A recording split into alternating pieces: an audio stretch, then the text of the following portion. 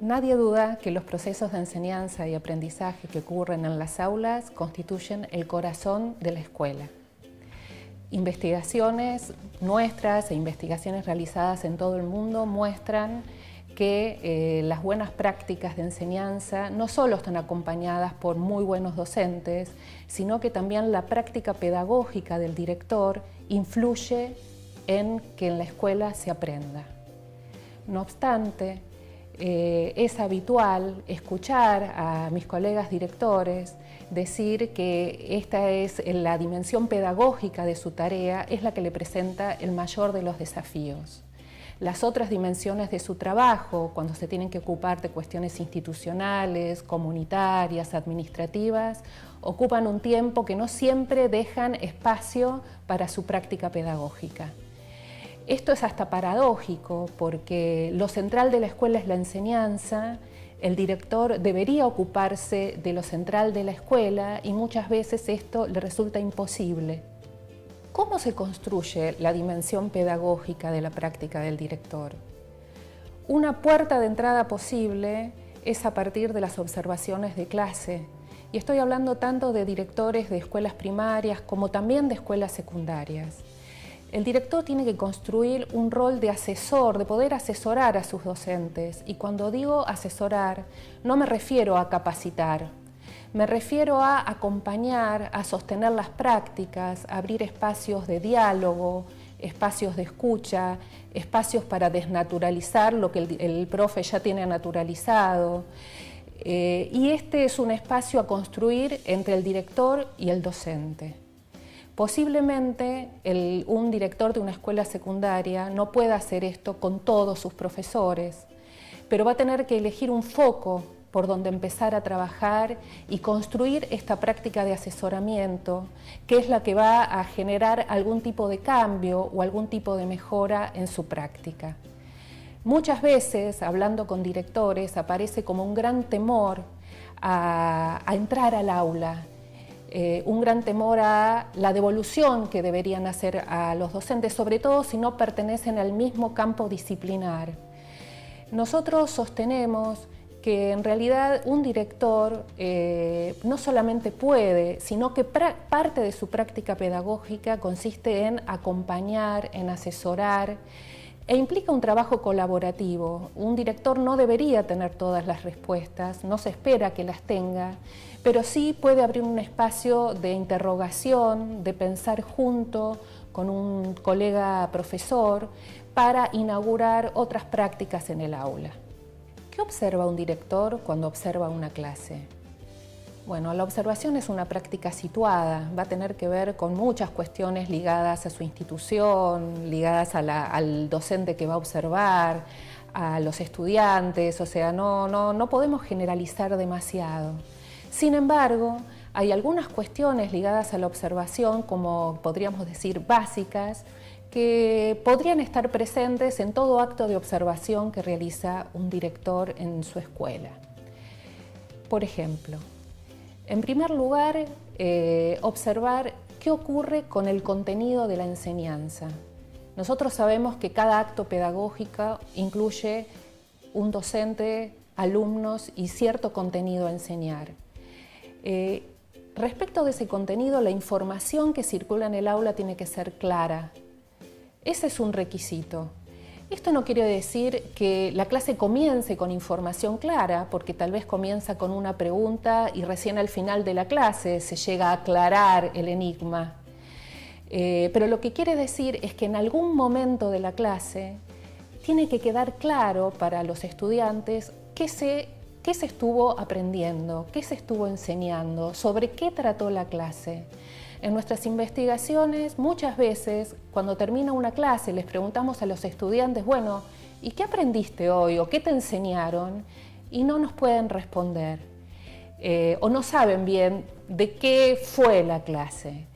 Esta cuestión de la información clara, no solamente respecto del contenido, sino también información clara acerca de lo que se le pide al estudiante que haga durante la clase. Parece una cuestión del sentido común, tal vez lo sea, pero no siempre la información clara está presente en una clase y sería una cuestión que el director debería observar.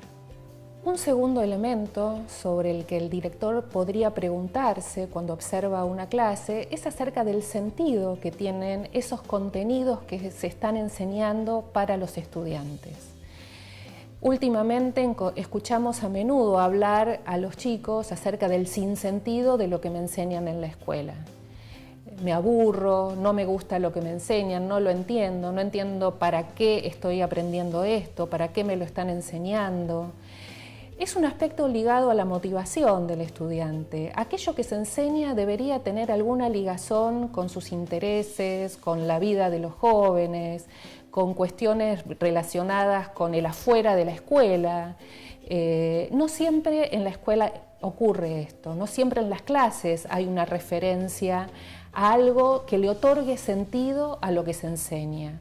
Esa es una responsabilidad del docente. Sabemos que el docente tiene un mandato curricular que cumplir. El currículum es ley dentro de la escuela. Hay algo que un docente de una escuela de gestión estatal o de gestión privada tiene que enseñar en determinado momento. Sin embargo, también el docente tiene espacios de libertad para planificar, pensando en sus alumnos, pensando en su grupo, pensando en el contexto. Es ahí donde la pregunta del sentido encuentra un lugar. O sea, creo que un trabajo importante del docente es cuando planifica y cuando enseña, pensar en el sentido de aquellos contenidos que enseña para sus alumnos. Un tercer aspecto que el director podría enfocar cuando observa una clase es qué tipo de interacción ocurre dentro del aula. ¿Cómo se da esa interacción? ¿Interactúa el docente con todos sus estudiantes? ¿Interactúan los estudiantes entre sí? ¿Se dirige solamente a un grupo y hay un grupo que siempre permanece aislado? En unas investigaciones que hicimos en la universidad hace poco tiempo, descubrimos una categoría de estudiantes que las llamamos estudiantes invisibles. ¿Por qué? Porque eran estudiantes que no interactuaban con ningún docente. Ningún docente los reclamaba, les preguntaba, les pedía tareas, eran los que quedaban aislados. La interacción o la participación en clase es uno de los rasgos centrales de la inclusión educativa. Creo que es un rasgo esencial que un docente debe tener en cuenta cuando enseña y que un director debe tener en cuenta cuando observa en una clase. O sea, ¿qué tipo de interacción se da? Es una interacción que interroga sobre lo que el estudiante está aprendiendo.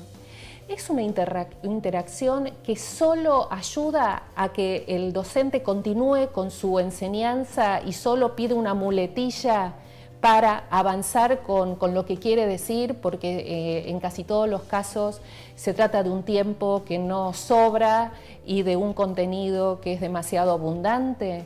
Creo que preguntarse sobre la interacción ayuda a pensar una clase, le ayuda al directivo cuando trata de entender qué es lo que pasa en ese espacio y también en un momento posterior de devolución va a ayudar a pensar nuevas interacciones que posiblemente el docente no haya considerado en un primer momento. Otra cuestión central a tener en cuenta es en qué tipo de tarea académica están involucrados los estudiantes durante la clase. ¿Qué quiero decir con esto? El aprendizaje no ocurre a partir de lo que el docente le dice a un estudiante. Un docente se puede pasar temporadas hablando y los alumnos no aprendiendo.